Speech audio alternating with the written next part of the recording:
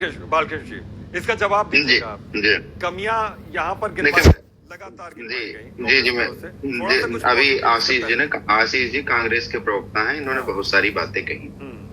निश्चित रूप से जो ये 2024 का वक्फ बोर्ड संशोधन जो अधिनियम भारतीय जनता पार्टी की एनडीए की सरकार लेके आई है, इसके पीछे एक बड़ी स्पष्ट मंशा है कि एक निरंकुश कानून को कानून के दायरे में लाने का प्रयास करना या लाना। निरंकुश कानून जब मैं कहता हूं इसको, तो आर्टिकल इसमें इसका जो पहले वाला एक्ट है उसका सेक्शन 40 कहता है रीजन टू बिलीव कि अगर ऐसा कोई हो कि ये प्रॉपर्टी वक्फ बोर्ड की है, तो उसको वक्फ बोर्ड अपने उसमें ले सकता है और उसकी अपील सिर्फ ट्रिब्यूनल में की जा सकती है। ट्रिब्यूनल के बाद किसी भी ट्रिब्यूनल के ऑर्डर को किसी भी कोर्ट ऑफ लॉ में चैलेंज नहीं किया जा सकता है। हमने इसको अमेंड किया है और ये जो decision of the Waqf tribunal is final and it can not be challenge before the any court of law. ठीक है। दूसरा एक विषय ये था कि इसमें महिलाओं को जो भारतीय संविधान की मंशा है, उसमें महिलाओं को भी उनके अधिकारों से वंचित किया गया। स्पष्ट प्राविधान था कि इसमें महिला सदस्य नहीं हो सकेंगी, किसी भी दशा में महिला सदस्यों का इस वक्फ बोर्ड में प्रवेश प्रतिबंधित रहेगा। दूसरा, मैं आपको कुछ चीजें बताना चाहता हूं बहुत गंभीरता के साथ। 2009 तक वक्फ बोर्ड के पास सिर्फ 4 लाख एकड़ संपत्ति थी और आज 2024 में हम हैं 9,40,000 एकड़ संपत्ति आज वक्फ बोर्ड की है। कई घटनाएं हैं। 2022 में तमिलनाडु वक्फ बोर्ड ने एक हिंदुओं के बसाए पूरा एक गांव था, पूरे चेदरई, उस गांव पर वक्फ बोर्ड ने कहा कि ये हमारा है। कोलकाता में एक टॉलीगंज क्लब है जिसको वक्फ बोर्ड ने कहा ये वक्फ बोर्ड की संपत्ति है। रॉयल कलकत्ता गोल्फ क्लब को कहा कि ये वक्फ बोर्ड की संपत्ति है। बेंगलुरु का एक आईटीसी विंडसर एक होटल था, उसको कहा ये वक्फ बोर्ड की संपत्ति है। अच्छा, इसको चैलेंज आप सिर्फ ट्रिब्यूनल में कर सकते हैं। ट्रिब्यूनल का ऑर्डर फाइनल होगा और वही मान्य होगा।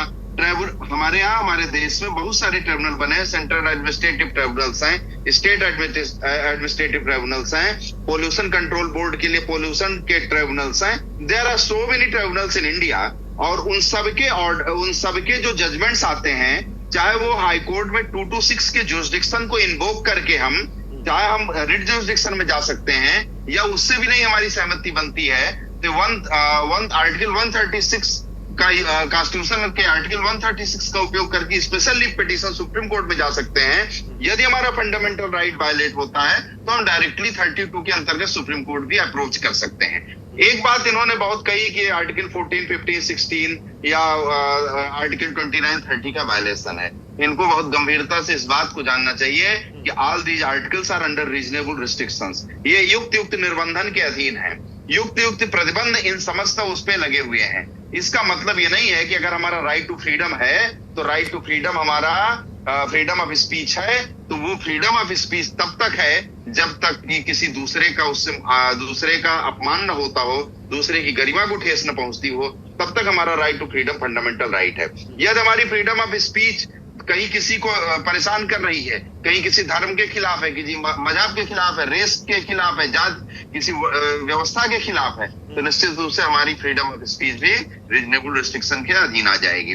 तो कुल मिला के एक निरंकुश जो कानून कांग्रेस ने इस देश पे थोपा था अपने तुष्टीकरण के लिए, इस देश में मुसलमानों को अपने वोट बैंक को प्रसन्न करने के लिए, भारतीय जनता पार्टी ने संविधान को आगे रख के एक उसमें संशोधन करके महिलाओं को, बच्चों को या अन्य जो लोग थे जिनको इसका लाभ मिलना चाहिए था, इनका मार्ग प्रशस्त किया है। और निश्चित रूप से मुस्लिम समाज में भी जो इस पे एक निश्चित वर्ग का प्रतिनिधित्व था कि कुछ ही लोग इस पे मैनेज करते थे, इसके पैसे का भी कोई हिसाब किताब नहीं होता था। निश्चित रूप से एक पारदर्शी प्रक्रिया के द्वारा मुस्लिम समाज में जो गरीब तबका है उससे इसको लाभ प्राप्त कर रहा था। ये जो पहलू है, जो कानून है, जो आर्टिकल्स हैं, वो तो एक पहलू है जिनको पढ़े गए लोग तो उसको जानेंगे, लेकिन मैं इस पहलू को समझने की कोशिश कर रहा था कि विपक्ष साफ तौर पर यह कह रहा है कि इससे अल्पसंख्यकों की मुश्किलें बढ़ेंगी, लेकिन पूरे अल्पसंख्यक समाज की क्या मुश्किलें बढ़ेंगी? क्योंकि आप ये साफ तौर पर कह रहे हैं कि बहुत से ऐसे अल्पसंख्यक समुदाय में भी बहुत से ऐसे लोग रहे, बहुत से ऐसे वर्ग हैं जो वंचित हैं अपने अधिकारों से, उनको ये अधिकार इस बिल के जरिए दिलवाया जा सकेगा। ये मैं समझने की कोशिश कर रहा था। जिया खान इस पर ज्यादा अच्छे से रोशनी डालेंगे। जिया, आप इस बात को समझाइए यहां पर कि क्या